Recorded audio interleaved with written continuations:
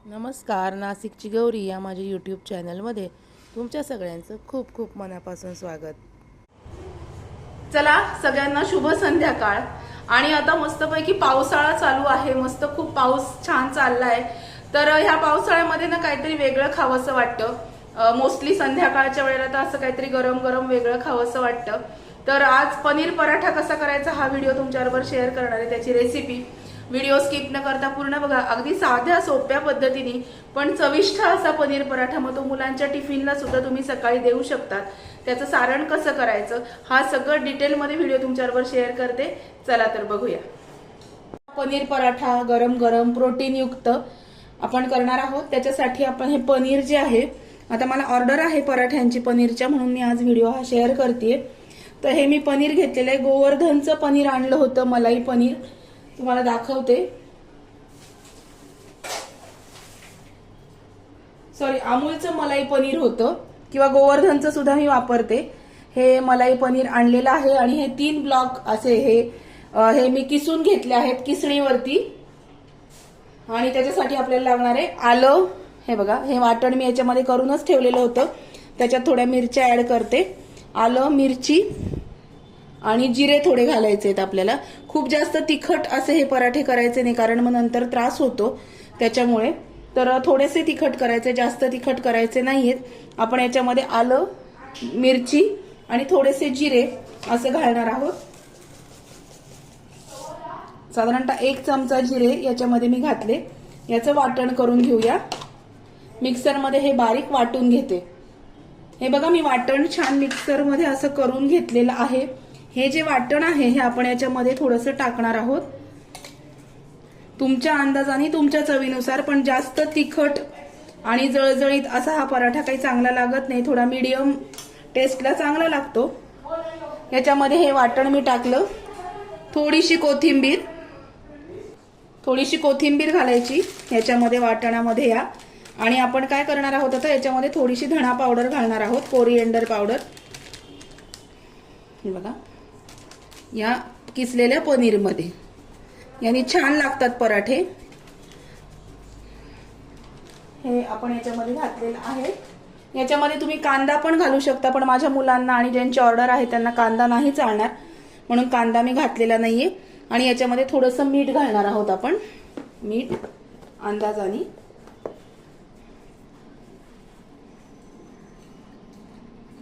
मीठ आणि हे छान आता हलवून घेऊया.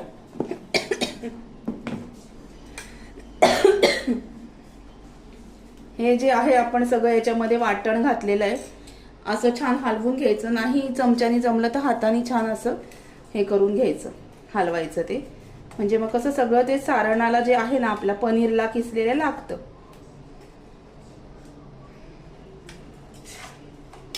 हे बघा,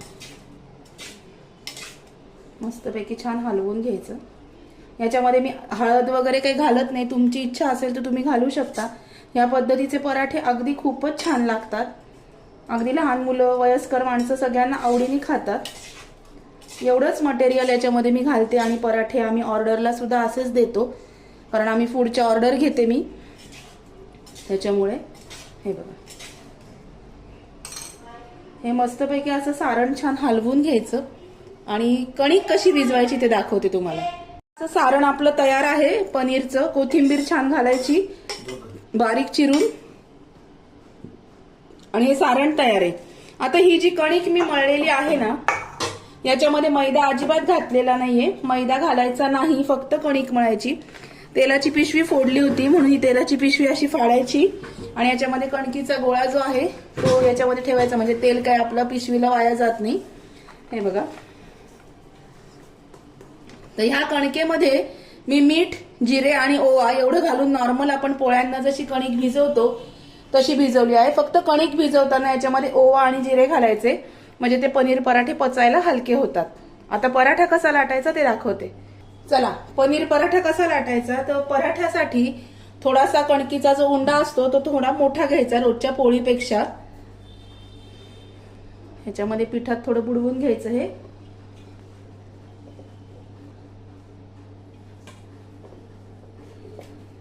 छान असं लाटायचं.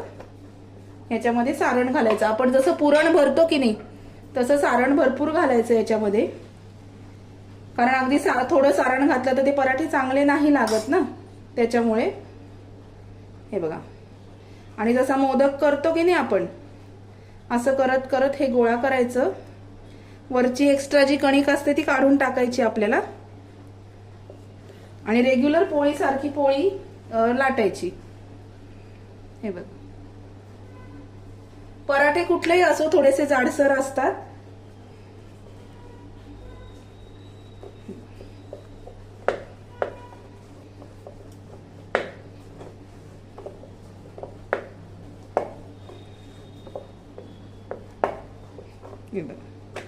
अशा पद्धतीने या मापावरती पराठा लाटायचा.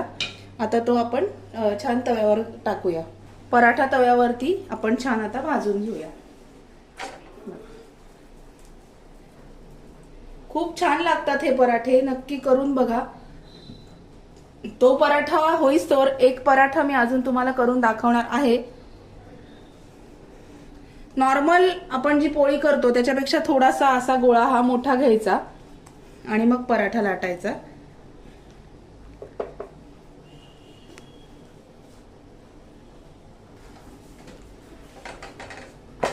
अजिबात फाटत नाही, तुटतही नाही. खूप छान असा हा पराठा होतो. आणि पराठा करायच्या आधी साधारणतः 15 ते 20 मिनिट कणिक जी आहे ना ती भिजवून ठेवायची, म्हणजे ती चांगली मुरली जाते. अगदी लगेचच पराठा हे करायचा नाही. थोडंसं तेल घालायचं.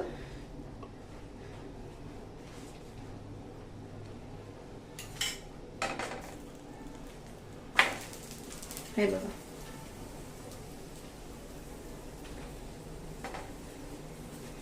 आणि छान पराठा मस्त तयार होतो. आणि पावसाळ्यामध्ये वगैरे असे पराठे जे असतात ना ते छान होतात. अनायसे मुलं भाजी खात नाही तर भाज्यांचे वेगवेगळे पराठे सुद्धा छान होतात. हे बघा, फुगतो पण छान आणि लागतो सुद्धा छान.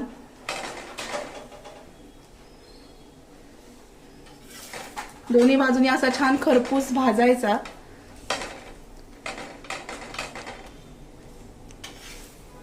हे बघा, आणि पराठ्याचे काठ आहेत ना हे काठ कच्चे राहू द्यायचे नाही तर मग पोटामध्ये दुखतं. हे बघा, अशा पद्धतीने पराठा तयार आहे. दुसरा पराठा कसा लाटायचा ते सुद्धा दाखवते. हे बघा, इथे छान असं लाटी घेतलीये.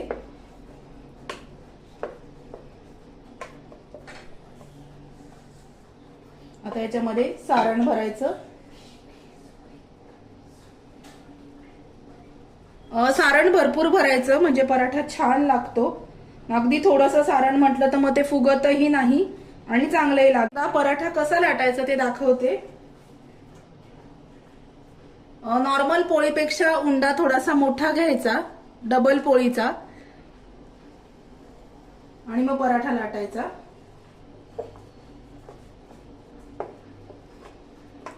एवढा पोळीचा हे लाटून घ्यायची पोळी छोटी.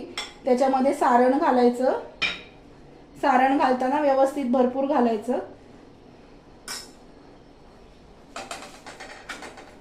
आणि हे छान असं पुरणासारखं याच्यामध्ये भरायचं. वरची एक्सेस जी कणिक आहे एक्स्ट्रा ती काढून घ्यायची आणि मग पराठ्यासारखा पराठा लाटायचा.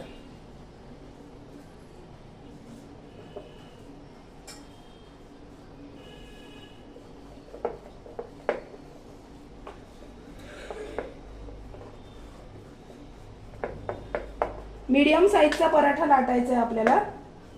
हे बघा, एवढा असा गोल पराठा लाटायचा आहे. आता एक पराठा मी तव्यावर टाकलेला आहे, दाखवते तुम्हाला. हे बघा, याच्यावर थोडंसं तेल टाकायचं.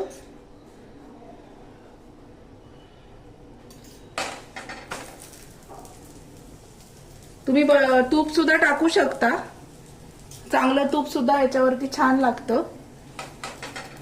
आणि छान खरपूस असा पराठा भाजून घ्यायचा.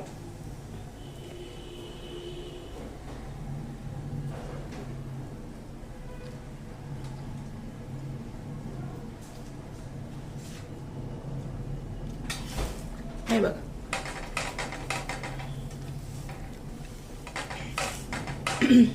पराठ्याच्या ज्या कडा आहेत ह्या खूप जाड नको, मीडियम हव्या, कारण जाड पराठे पचायला जड होतात, पचले जात नाही, म्हणून सगळी पोळी सारख्या आकाराची लाटायची.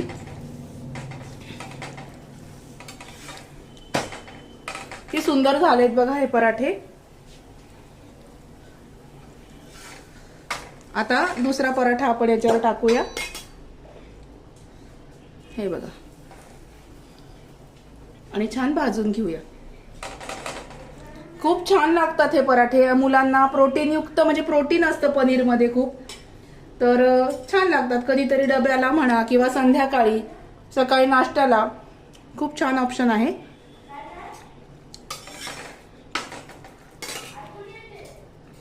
हे बघा,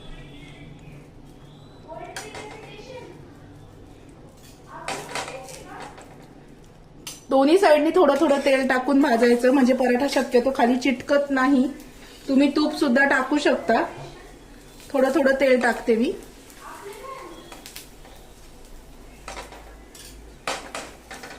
हे बघा, सुंदर असे पराठे होतात.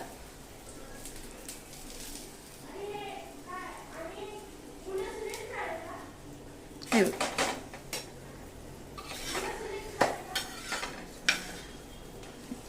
खरपूस भाजायचे, कच्चा ठेवायचा नाही. काठ मेन करून कच्चे काठ ठेवायचे नाही, कारण हे जर काठ कच्चे राहिले तर पोटामध्ये दुखतं. म्हणून असा खमंग पराठा भाजायचा.